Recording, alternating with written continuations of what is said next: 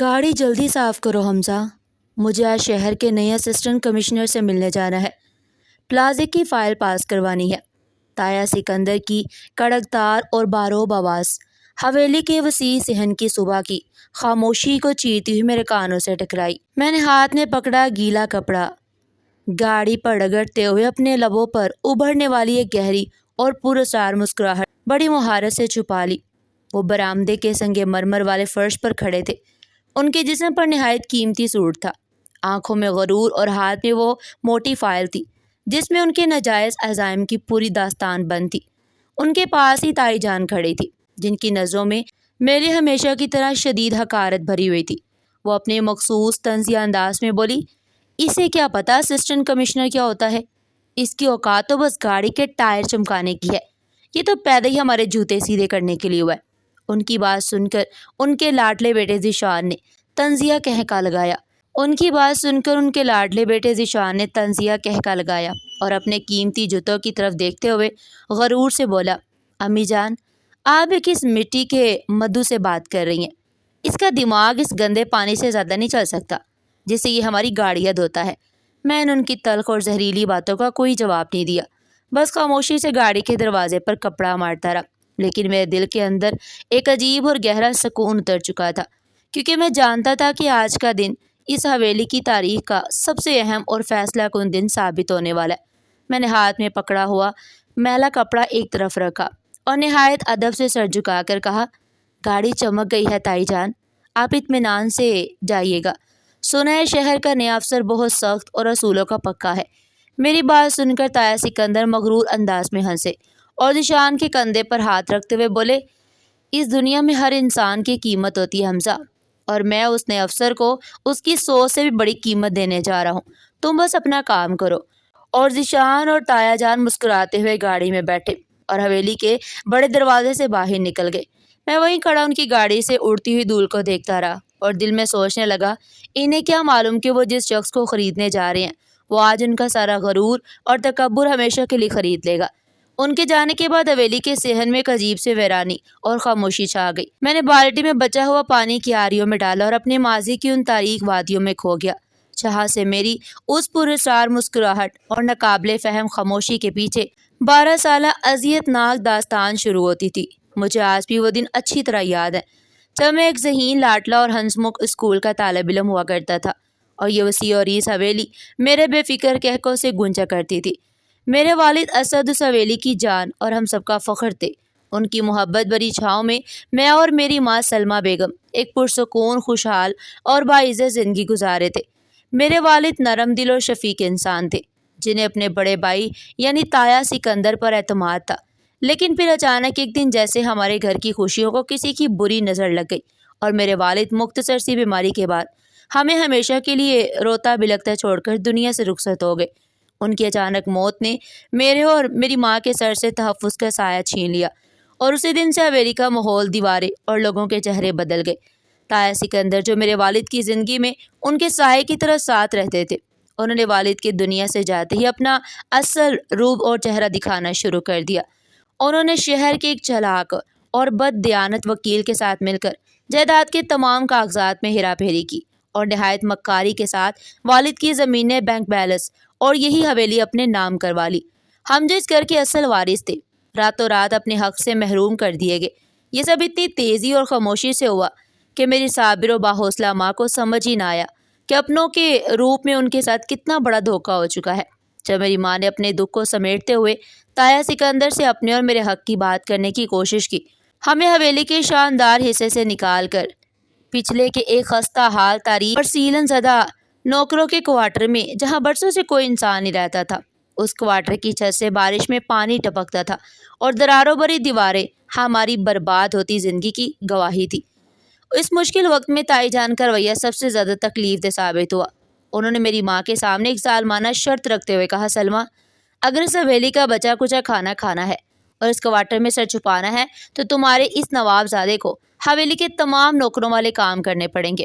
مفت کی روٹیاں توڑنے کا رواج نہیں اس گھر میں۔ میری ماں ایک باوقار اور عزت دار خاتون تھی، لیکن انہوں نے صرف میری بقا کے لیے یہ ذلت بھی برداشت کر لی اور خاموشی سے اس تاریک کوارٹر کو اپنا مقدر مان لیا۔ اس دن کے بعد میری زندگی ایک نہ ختم ہونے والا امتحان بن گئی۔ میرے چھوٹے ہاتھوں سے کتابیں چھین کر مجھے جھاڑو اور کپڑا پکڑا دیا گیا۔ تائی جان روزانہ صبح اذان کے وقت مجھے جگاتی اور پورے گھر کی صفائی کرواتی۔ ذیشان جو عمر میں مجھ سے بڑا تھا لیکن پڑھائی میں بالکل ناکام، مجھے نیچا دکھانے کا کوئی موقع ہاتھ سے نہیں جانے دیتا تھا۔ وہ جان بوجھ کر میرے صاف کیے ہوئے فرش پر گیلے جوتوں سمیت چلتا، مٹی گرا دیتا اور پھر مجھے دوبارہ صفائی کرنے کا حکم دیتا۔ میں اپنے اندر ابلتے ہوئے غصے کو پی کر خاموشی سے سب کچھ برداشت کرتا رہتا، کیونکہ میں جانتا تھا کہ میری ایک چھوٹی سی غلطی بھی میری ماں کے لیے مزید اذیت کا سبب بن سکتی ہے۔ میں نے بے شمار راتوں میں اپنی ماں کو سجدے میں گر گرا کر روتے دیکھا تھا، جب ہمارے پاس اگلے دن کے لیے راشن نہیں ہوتا تھا اور ہمیں حویلی کے کچن سے ملنے والی بچی کچی باسی روٹیوں پر گزارا کرنا پڑتا تھا۔ وہی روٹیاں جو کبھی ہماری اپنی گندم سے بنتی تھی اور ہمارے دسترخوان کی زینت ہوتی تھی، اب ہم پر احسان کے طور پر پھینکی جاتی تھی۔ میں اس وقت چھوٹا ضرور تھا، لیکن حالات کی سختی اور اپنوں کی بے رخی نے مجھے وقت سے پہلے ہی سمجھدار بنا دیا تھا۔ میں اپنی ماں کے چہرے پر لکھی ہر تکلیف اور ان کی آنکھوں میں چھپے ہر آنسو کو پڑھ لیتا تھا، اور دل ہی دل میں خود سے وعدہ کرتا تھا کہ ایک دن ان تمام آنسوؤں کا حساب ضرور لوں گا اور اس حویلی کے ہر فرد کو اس کی اصل حقیقت یاد دلاؤں گا۔ یہ جذبہ میرے اندر سلگتا ضرور تھا، لیکن میں نے اسے کبھی اپنے رویے، آنکھوں یا زبان سے ظاہر نہیں ہونے دیا۔ میں نے ہمیشہ ایک فرما بردار، خاموش اور بے وقوف ملازم کا روپ اوڑھے رکھا تاکہ کسی کو مجھ پر شک نہ ہو۔ اس گھٹن زدہ اور ظالمانہ ماحول میں جہاں ہر طرف صرف طعنے اور بے حسی تھی، وہاں میرے لیے امید کی واحد کرن زوبیہ تھی۔ زوبیہ طاہر سکندر اور تائی جان کی اکلوتی بیٹی، لیکن اس کی فطرت، سوچ اور اخلاق اپنے والدین اور بھائی سے بالکل مختلف تھے۔ وہ ایک سچی، باکردار اور احساس رکھنے والی لڑکی تھی جسے اپنے ہی گھر والوں کے ظالمانہ رویے سے شدید نفرت تھی۔ وہ اکثر مجھے سخت کام کرتے، سردی میں کامتے یا گرمی میں پسینے میں شرابور دے کر اداس ہو جاتی، اور کئی بار اسے اپنے والدین سے میرے اور میری ماں کے حق میں بات کرنے کی کوشش بھی کی، لیکن اسے ہمیشہ ڈانٹ کر خاموش کروا دیا جاتا۔ جب تائی جان کبھی غصے میں آ کر میری ماں کو کھانا نہ دیتی اور ہمیں بھوکا سونے پر مجبور کر دیتی، تو زوبیہ رات کے اندھیرے میں اپنا کھانا چھپا کر ہمارے کوارٹر میں لے آتی۔ مجھے آج بھی یاد ہے، وہ سردیوں کی ایک انتہائی ٹھنڈی اور تاریک رات تھی، جب تائی جان نے کسی معمولی سی بات پر ناراض ہو کر ہمارا کھانا پانی بند کر دیا تھا۔ میں اور میری ماں کوارٹر کی ٹوٹی ہوئی چٹائی پر گمسم بیٹھے تھے۔ سردی کی شدت سے ہمارے دانت بج رہے تھے کہ اچانک کوارٹر کے خستہ حال دروازے پر ہلکی سی دستک ہوئی۔ میں نے احتیاط سے دروازہ کھولا تو سامنے زوبیہ کھڑی تھی۔ اسے سردی سے بچنے کے لیے ایک موٹی شال اوڑھ رکھی تھی۔ اس کی کامتی ہاتھوں میں گرم کھانے سے بھری ایک ٹرے تھی۔ اس کی شفاف آنکھوں میں آنسو تیر رہے تھے اور وہ بھرائی ہوئی آواز میں بولی، حمزہ مجھے معاف کر دینا، میرے والدین بہت غلط کر رہے ہیں، میں جانتی ہوں یہ سب تمہارا حق ہے جو انہوں نے چھین لیا، لیکن تم ہمت مت ہارنا، تم اپنی پڑھائی پر دھیان دو، میں ہمیشہ تمہارے اور تائی اماں کے ساتھ ہوں۔ میں نے خاموشی سے وہ ٹرے اس کے ہاتھوں سے لی اور پرسکون لہجے میں جواب دیا، زوبیہ تم کیوں رو رہی ہو؟ تم نے تو اپنا فرض نبھا دیا ہے، اور تم فکر مت کرو، یہ اندھیرا زیادہ دیر نہیں رہے گا، ایک دن یہ سب بدل جائے گا۔ اس کی یہ چھوٹی سی ہمدردی اور اس کے بولے گئے چند الفاظ میرے لیے کسی مرہم سے کم نہیں تھے، اور مجھے اس تاریک اور سیلن زدہ کوارٹر میں بھی زندگی اور روشنی کی امید نظر آنے لگی۔ زوبیہ کا یہ خاموش سہارا میرے اندر ایک نئی طاقت اور ولولہ پیدا کر دیتا، اور میں اس کی اس نیکی کو کبھی فراموش نہیں کر سکتا تھا۔ وہ اس پوری حویلی کی واحد شخصیت تھی جس نے اس مشکل وقت میں ہمارا احساس کیا اور اپنے ہی گھر والوں کے ظلم کے خلاف خاموشی سے بغاوت کر کے میرا ساتھ دیا۔ آج جب میں اپنی منزل کے انتہائی قریب پہنچ چکا تھا تو مجھے شدت سے احساس ہوتا تھا کہ اگر زوبیہ کا وہ خاموش سہارا، اس کی لائی ہوئی کتابیں اور میری ماں کی سحر بھری دعائیں میرے ساتھ نہ ہوتی تو شاید میں اس کٹھن راستے پر چل کر آج اس مقام تک کبھی نہ پہنچ پاتا جہاں مجھے اپنے تایا کے غرور کو خاک میں ملانا تھا۔ ان یادوں کے بوجھ سے نکل کر جب میں نے حال کی حقیقت میں آنکھ کھولی تو سورج حویلی کے وسیع صحن میں پوری طرح روشن ہو چکا تھا، اور تایا سکندر کی مہنگی گاڑی کے پہیوں سے اڑنے والی دھول بھی بیٹھ چکی تھی۔ میری آنکھوں کے سامنے وہ لمحہ پوری شدت سے تازہ ہو گیا جب پچھلے ہفتے حویلی میں ایک نیا طوفان آیا تھا۔ تایا سکندر اور تائی جان کی دولت اور طاقت کی ہوس اس قدر بڑھ چکی تھی کہ انہوں نے اپنی ہی بیٹی زوبیہ کا سودا کرنے کا فیصلہ کر لیا۔ انہوں نے اپنے غیر قانونی کمرشل پلاٹ کو سیاسی تحفظ دلوانے کے لیے زوبیہ کا رشتہ شہر کے ایک ادھیڑ عمر، انتہائی کرپٹ اور بدنام سیاستدان سے طے کر دیا تھا۔ مجھے وہ شام کبھی نہیں بھول سکتی جب زوبیہ روتے ہوئے اور کامتے قدموں کے ساتھ میرے خستہ حال کوارٹر میں آئی تھی۔ اس کے ہمیشہ چمکنے والی اور پر امید آنکھوں میں اس دن خوف اور بے بسی کے سائے تھے۔ اس نے بھرائی ہوئی آواز میں مجھ سے کہا، حمزہ، میرے والدین دولت کی ہوس میں اتنے اندھے ہو چکے ہیں کہ وہ میری زندگی تباہ کر رہے ہیں۔ میں کسی صورت اس ظالم اور کرپٹ انسان سے شادی نہیں کروں گی۔ میں گٹ گٹ کر مر جاؤں گی لیکن ان کے ظالمانہ فیصلے کے آگے سر نہیں جھکاؤں گی۔ اس کی وہ حالت دیکھ کر میرے دل میں شدید دکھ پیدا ہوا۔ وہ لڑکی جو اس پوری ظالم حویلی میں میری واحد ہمدرد تھی اور جس نے میرے ہر تاریک دن میں میرا ساتھ دیا تھا، آج خود بے بسی کی تصویر بنی کھڑی تھی۔ میں نے اس دن اپنے اندر کے تمام طوفانوں کو دباتے ہوئے نہایت پرسکون ٹھہرے ہوئے اور فیصلہ کن انداز میں اسے کہا، زبیر، تم نے میرے ہر مشکل وقت میں میرا ساتھ دیا ہے، آج میری باری ہے۔ تم بالکل مت گھبراؤ اور مجھ پر بھروسہ رکھو۔ میں تم کو یقین دلاتا ہوں کہ کل صبح طلوع ہونے والا سورج اس حویلی کی تقدیر، ان لوگوں کے غرور اور تمہاری زندگی کا فیصلہ مکمل طور پر بدل دے گا۔ تم پر کوئی آنچ نہیں آئے گی۔ میرے اس بات کی پوری حقیقت اسے اس وقت سمجھ تو نہیں آئی تھی، لیکن میری آنکھوں میں موجود سچائی اور ناقابل تسخیر اعتماد دیکھ کر اس کے آنسو ضرور رک گئے تھے اور اسے ایک انجانا سا سکون مل گیا تھا۔ اور آج واقعی وہ صبح آ چکی تھی جب مجھے اپنا وعدہ نبھانا تھا۔ آج مجھے اس حویلی کے مکینوں کو ان کی اصل وقت یاد دلانی تھی۔ میں نے ایک طویل و گہرا سانس لیا۔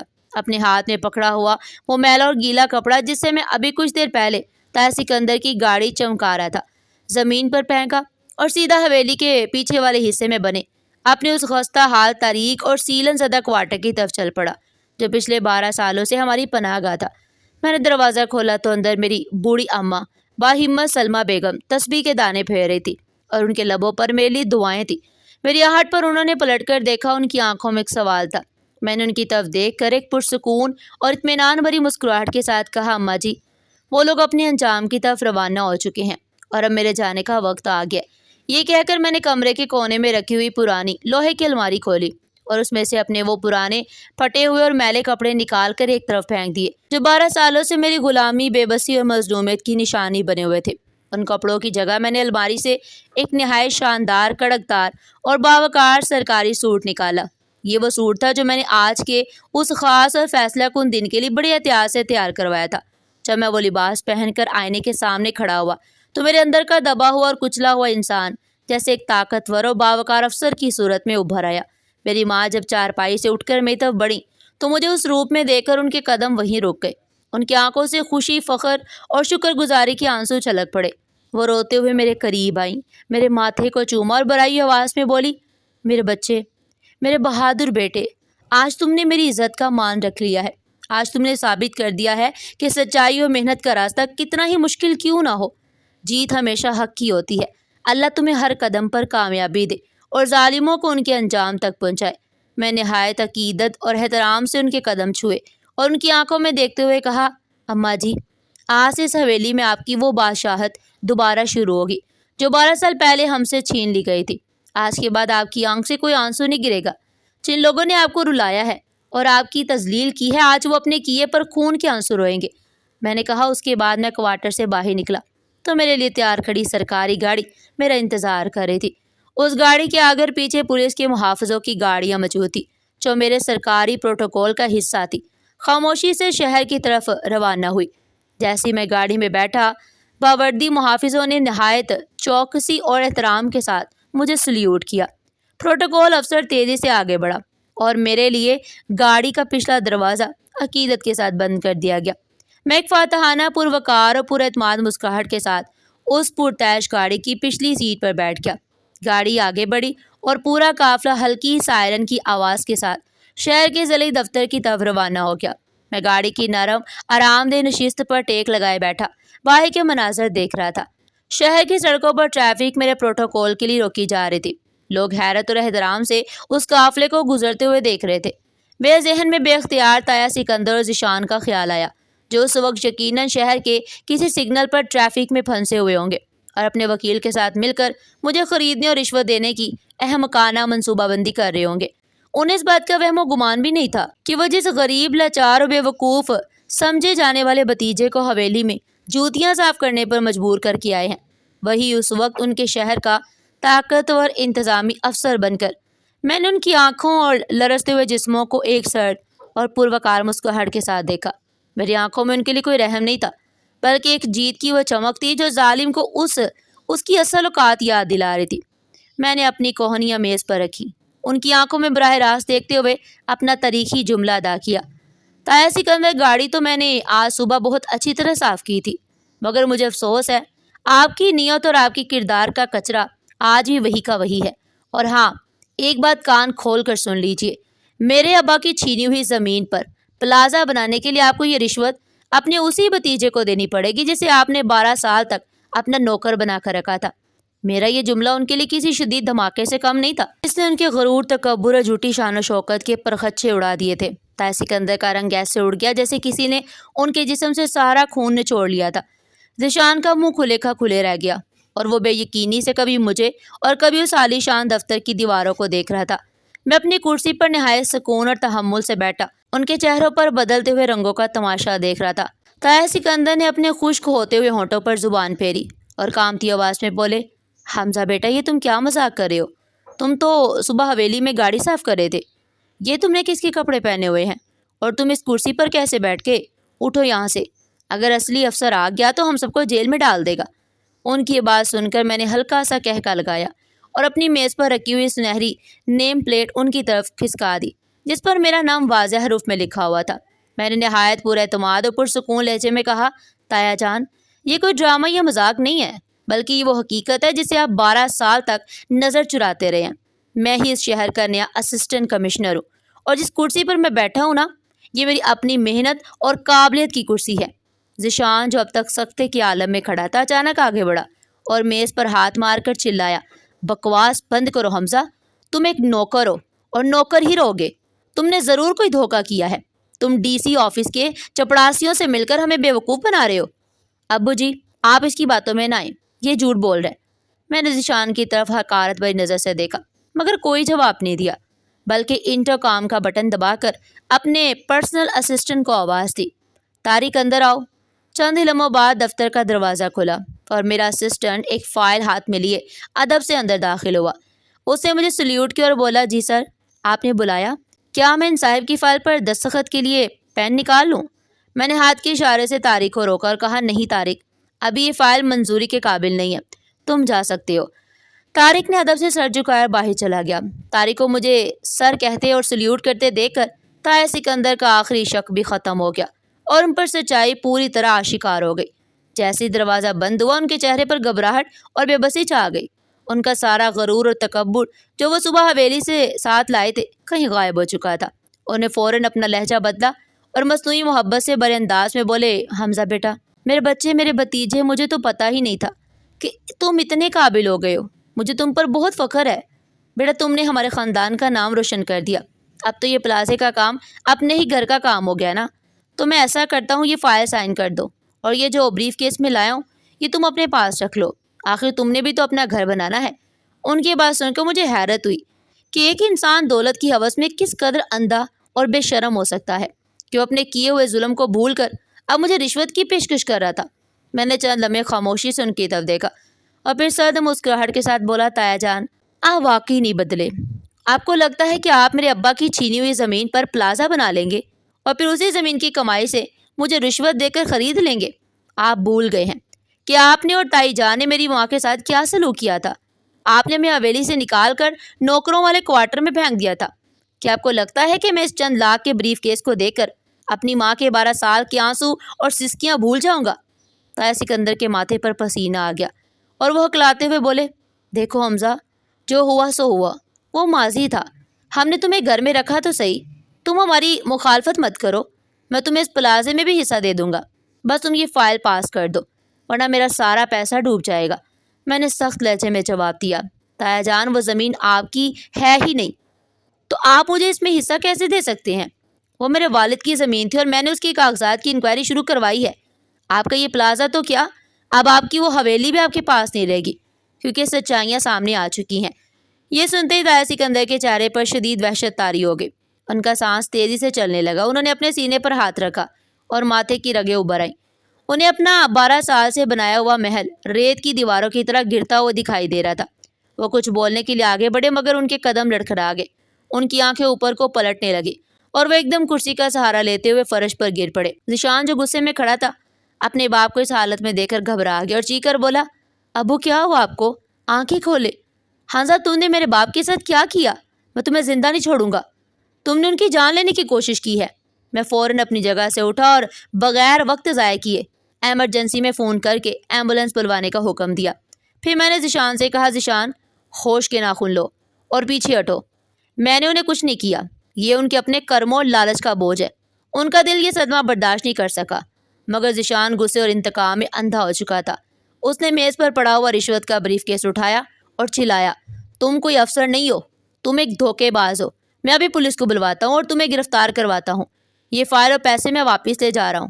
جیسے ہی وہ پلٹ کر دروازے کی طرف بڑھا، میں نے بلند آواز میں کہا، رک جاؤ ذیشان، تم اس دفتر سے یہ ثبوت لے کر کہیں نہیں جا سکتے۔ میری آواز سنتے ہی باہر موجود پولیس گارڈ فوراً اندر آ گئے۔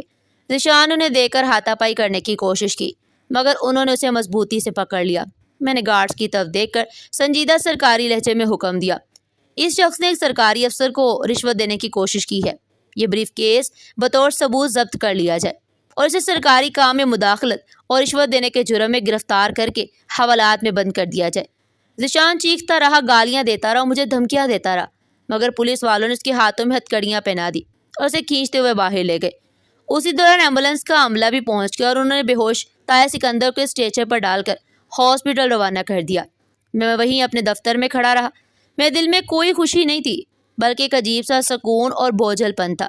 میں نے انتقام نہیں لیا تھا، بلکہ صرف انصاف کیا تھا، اور قدرت نے ظالموں کو ان کے اپنے ہی بچھائے ہوئے جال میں پھنسا دیا تھا۔ دوسری طرف تائی جان نہایت خوشی اور غرور کے ساتھ اپنے کمرے میں بیٹھی زوبیہ کے جہیز کی تیاری کر رہی تھی۔ وہ اپنی ملازمہ سے تکبر بھرے انداز میں کہہ رہی تھی، بس آج صاحب پلازے کی منظوری لے آئیں، پھر دیکھنا میں اپنی بیٹی کی کتنی شاندار شادی کرتی ہوں۔ اس شہر کے سب سے بڑے سیاستدان کے گھر میری بیٹی راج کرے گی، اور اس حمزہ اور سلمہ کو تو میں کسی دن گھر سے نکال باہی کروں گی۔ بہت برداشت کر لیا ہے میں نے ان دونوں کو۔ زوبیہ خاموشی سے کمرے کے کونے میں بیٹھی یہ سب سن رہی تھی۔ اس کی آنکھوں میں آنسو تھے، اسے بار بار میرا وہ وعدہ یاد آ رہا تھا جو میں نے اس سے کیا تھا۔ اچانک حویلی کے لینڈ لائن فون کی گھنٹی بجی۔ تائی جان نے بڑے تکبر سے ریسیور اٹھایا اور بولی، ہیلو، کون ہے؟ کیا صاحب جی نے کوئی منظوری کی خبر دی ہے؟ فون کی دوسری طرف سے آنے والی آواز نے جیسے تائی جان کے پیروں تلے سے زمین نکال دی۔ ان کے ہاتھ سے ریسیور چھوٹ کر نیچے گر گیا، ان کا رنگ زرد پڑ گیا۔ وہ چیختی ہوئے صوفے پر گر پڑی اور روتے ہوئے بولی، ہائے میرا سکندر، ہائے میرا ذیشان، یہ کیا ہو گیا؟ یہ کوئی سازش ہے، میرے گھر کو کسی کی نظر لگ گئی ہے۔ زوبیہ تیزی سے آگے بڑھی، اسے فون کان سے لگایا تو دوسری طرف سے ایک سرکاری اہلکار نے اسے بتایا کہ اس کے والد کی طبیعت ڈی سی آفس میں خراب ہو گئی ہے اور انہیں ہاسپٹل منتقل کر دیا گیا ہے، جبکہ اس کے بھائی ذیشان کو رشوت دینے کے جرم میں پولیس نے گرفتار کر لیا ہے۔ زوبیہ کے دل کی دھڑکن تیز ہو گئی، اسے فوراً سمجھ آ گیا کہ یہ سب کیسے ہوا ہے اور کس نے کیا ہے۔ اسے میرے وہ الفاظ یاد آ گئے کہ کل صبح کا سورج اس حویلی کی تقدیر بدل دے گا۔ اس نے فوراً ڈرائیور کو آواز دی اور تائی جان کو سہارا دے کر گاڑی میں بٹھایا، اور دونوں روتی اور گھبراتی ہوئی سیدھا شہر کے بڑے ہاسپٹل کی طرف روانہ ہو گئی۔ راستے بھر تائی جان آہیں بھرتی رہی، کبھی اپنے شوہر کی حالت پر روتی، کبھی اپنے بیٹے کی گرفتاری پر سینہ پیٹتی رہتی۔ ان کا سارا غرور و تکبر جو چند گھنٹے پہلے آسمان سے باتیں کر رہا تھا، اب خاک میں مل چکا تھا۔ جب زوبیہ اور تائی جان ہاسپٹل کے اس وارڈ میں پہنچی جہاں طاہر سکندر کو رکھا گیا تھا، تو وہاں کا منظر ان کے لیے مزید حیران کن اور دل دہلا دینے والا تھا۔ وارڈ کے باہر پولیس کے محافظ کھڑے تھے اور ڈاکٹروں کی ایک پوری ٹیم طاہر سکندر کا معائنہ کر رہے تھے۔ تائی جان روتی ہوئی اندر داخل ہوئی اور ڈاکٹر سے پوچھنے لگی، ڈاکٹر صاحب، میرے شوہر کو کیا ہوا ہے؟ وہ صبح تو بالکل ٹھیک گئے تھے۔ ڈاکٹر نے انہیں تسلی دیتے ہوئے کہا، بیگم صاحبہ آپ گھبرائیں نہیں، انہیں شدید صدمہ پہنچا ہے جس کی وجہ سے ان کا بلڈ پریشر بہت زیادہ بڑھ گیا تھا۔ ہم نے انہیں دوائی دے دی ہے اور اب ان کی حالت خطرے سے باہر ہے، لیکن انہیں مکمل بیڈ ریسٹ کی ضرورت ہے۔ تائی جان نے روتے ہوئے پوچھا، مگر وہ کون ظالم ہے جس نے میرے بیٹے کو جیل میں ڈال دیا اور میرے شوہر کا یہ حال کر دیا؟ اسے چھوڑوں گی نہیں۔ وہ بھی الفاظ ادا کر ہی رہی تھی کہ وارڈ کے دروازے پر بھاری قدموں کی آہٹ ہوئی۔ باہر کھڑے محافظ فوراً ہوشیار ہو کر سلیوٹ کرنے لگے، اور میں ایک پروکار اور پرسکون انداز میں اپنے سرکاری سوٹ اور پورے پروٹوکول کے ساتھ کمرے میں داخل ہوا۔ مجھے اس لباس میں اس قدر روب اور وقار کے ساتھ دیکھ کر تائی جان اور زوبیہ دونوں کے قدم اپنی جگہ پر جم گئے۔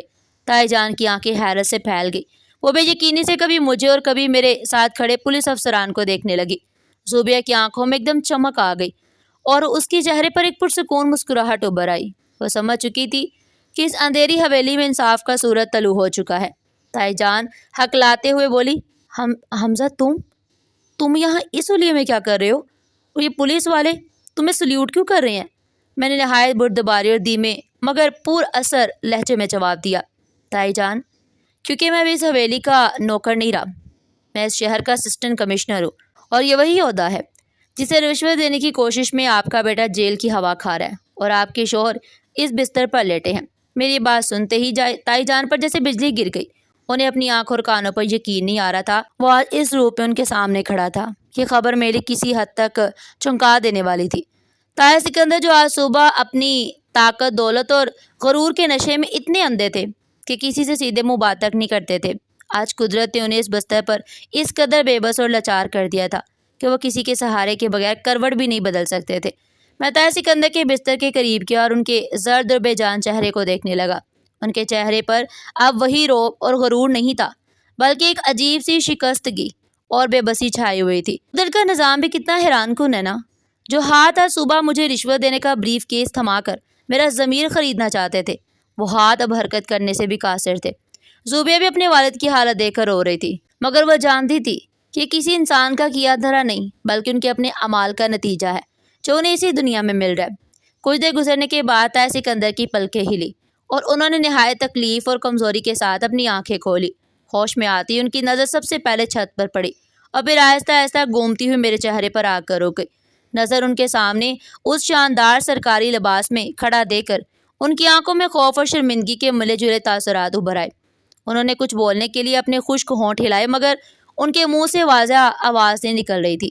انہوں نے اپنے دائیں ہاتھ کو حرکت دینے کی کوشش کی، لیکن جب انہیں احساس ہوا کہ ان کا جسم ان کا ساتھ نہیں دے رہا تو ان کی آنکھوں سے بے بسی کے آنسو بہنے لگے۔ میں نے آگے بڑھ کر تھرمس سے ایک گلاس میں پانی نکالا اور ان کے لبوں سے لگایا۔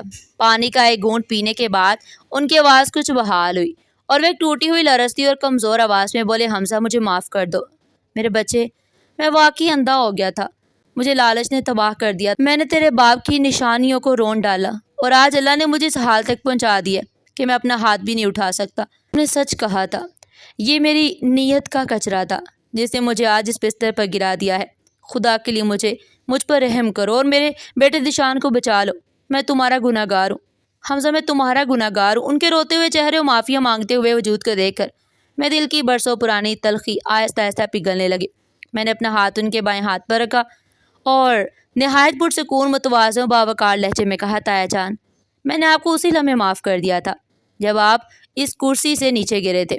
میرا مقصد آپ کی جان لینا یا آپ کو جیل تک پہنچانا نہیں تھا، میں تو صرف اپنا اور اپنی ماں کا وہ حق واپس چاہتا تھا جو آپ نے ہم سے چھین لیا تھا۔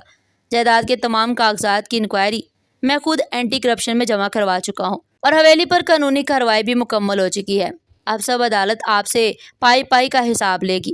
میں ذیشان یا آپ کی طرح ظالم نہیں ہوں، میں نے ذیشان پر کوئی جھوٹا مقدمہ نہیں بنایا، میں صرف رشوت دینے کا مقدمہ درج کروایا۔ وہ قانون کے مطابق ضمانت پر رہا ہو جائے گا یا کہ اسے اپنی غلطیوں کا احساس ہو اور وہ سیدھا راستہ اختیار کرے۔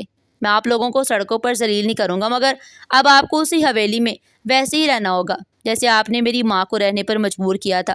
یہ سن کر تایا سکندر اور صوفے پر بیٹھی ہوئی تائی جان کے چہروں پر ناقابل یقین حیرت ابھر آئی۔ انہیں توقع نہیں تھی کہ جس شخص کو انہوں نے اتنی اذیتیں دی ہوئی وہ اتنی آسانی سے انہیں معاف کر دے گا، اور قانون کے دائرے میں رہتے ہوئے بات تایا سکندر نے روتے ہوئے میرا ہاتھ چومنے کی کوشش کی، مگر میں نے نرمی سے اپنا ہاتھ پیچھے کر لیا تھا۔ میں نے گہری سانس لی اور زوبیہ کی طرف دیکھا جو سر جھکائے کھڑی تھی۔ پھر میں نے دوبارہ تایا سکندر کو مخاطب کرتے ہوئے سنجیدہ لہجے میں کہا، تایا جان، میں آپ سے ایک چیز مانگنے آیا ہوں اور مجھے امید ہے کہ آپ مجھے خالی ہاتھ واپس نہیں بھیجیں گے۔ زوبیہ اس گھر کی وہ واحد روشنی تھی جس نے میرا اور میری ماں کا اس وقت ساتھ دیا جب ہمیں کوئی پوچھنے والا نہیں تھا۔ اسے اپنے حصے کا کھانا ہمیں کھلایا، کتابیں لا کر دی، مجھے پڑھنے کا حوصلہ دیا۔ آج میں آپ سے زوبیہ کا ہاتھ مانگتا ہوں، میں اسے اپنی زندگی کا ساتھی بنانا چاہتا ہوں، یا کہ وہ جس عزت، محبت اور سکون کی حقدار ہے میں اسے دے سکوں گا۔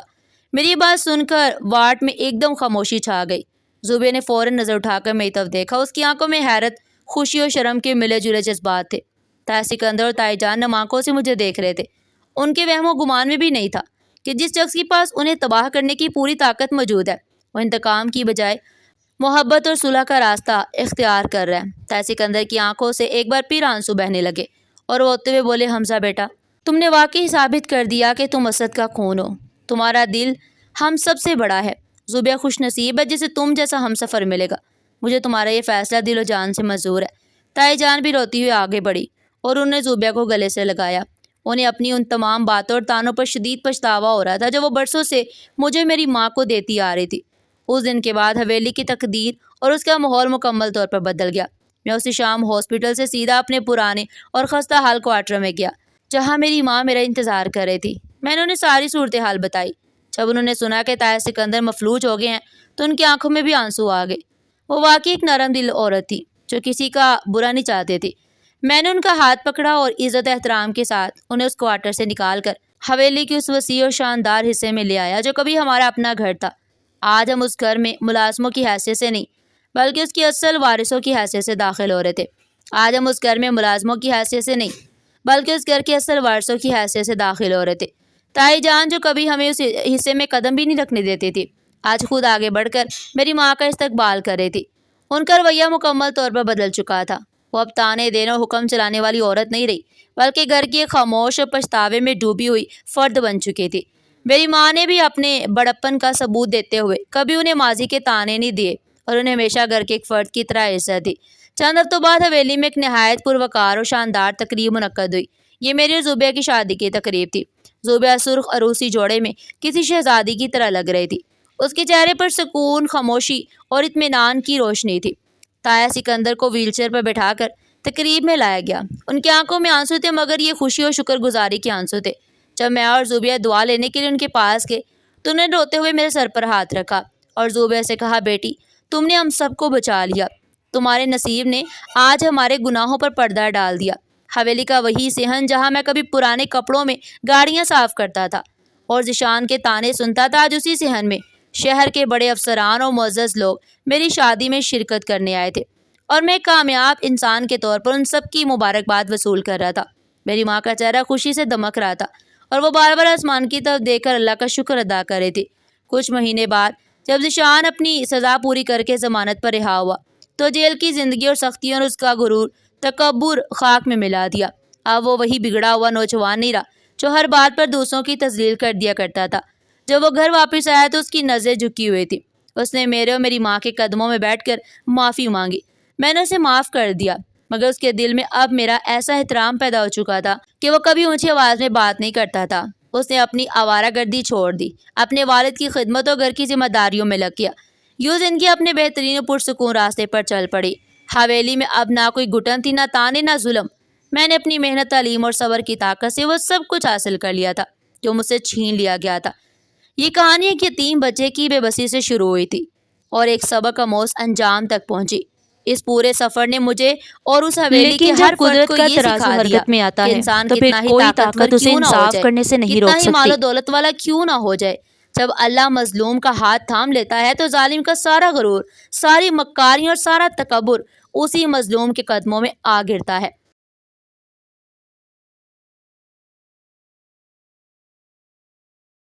ناظرین، آپ کو ہماری آج کی کہانی کیسی لگی؟ کمنٹ سیکشن میں اپنی قیمتی رائے کا اظہار ضرور کیجیے گا اور اس طرح کی مزید سبق آموز اور دلچسپ کہانیاں سننے کے لیے چینل کو سبسکرائب کریں، ویڈیو کو لائک کریں اور زیادہ سے زیادہ شیئر کریں. پھر ملتے ہیں ایسی ہی زبردست اور سبق آموز کہانی کے ساتھ. تب تک کے لیے اپنا بہت سارا خیال رکھیے گا. شکریہ. اللہ حافظ.